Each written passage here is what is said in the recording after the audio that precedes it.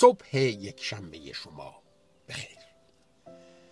شاگردی مسیح عزیزانم، یکی از بزرگترین تفاوت‌هایی که با دیگر شاگردی ها داره تو اینه که شاگرد تا آخر زندگی خودش شاگرد باقی میمونه و تو این شاگردی او همیشه متکی به استادشه، وابسته به استادشه. متکی بودن، وابسته بودن، مطلبی که قوم خدا دائم باهاش مشکل داره.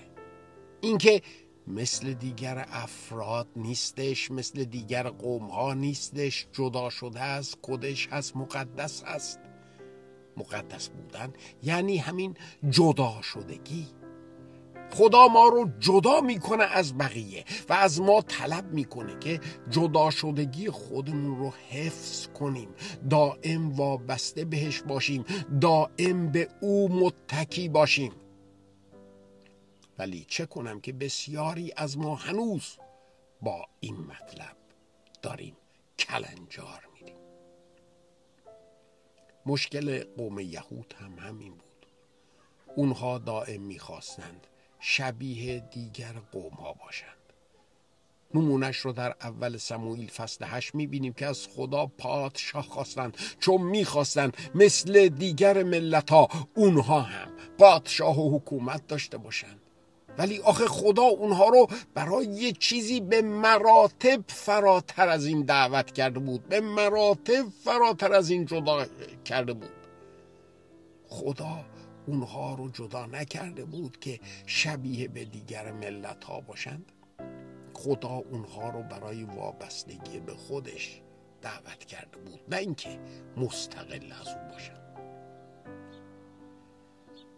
و همین موضوع برای ما هم صادقه.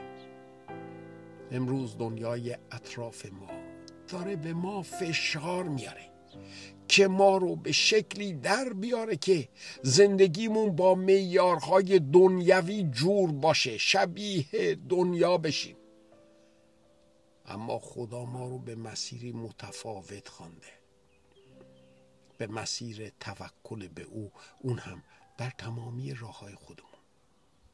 عزیزانم، توکل به خدا فقط یک ایده ذهنی نیست، یه عمله. این یعنی همکاری با خدا، قدم برداشتن در امید و ایمان، حتی وقتی شرایط برخلاف انتظار ماست. این چطوری امکان پذیره؟ در این رابطه مزمور 103 آیه 7 به شکل برجسته‌ای نظر منو به خودش جلب کرد. اونجا این آیه میگه خدا به بنی اسرائیل اعمال خود را نشان داد، اما به موسی راههای خود را. بنی اسرائیل معجزات خدا رو میدید، اونها چششون به معجزات خدا بود، اما موسی شخصیت خدا رو میدید و با شخصیت خدا داشت آشنا میشد. عزیزان، ما هم اگر میخواهیم حقیقتاً به خدا توکل کنیم با تمامی دل، باید او رو آنطور که هست بشناسیم، نه صرفاً به خاطر آنچه که میتونه برای ما انجام بده. به دیسیپلین فیض.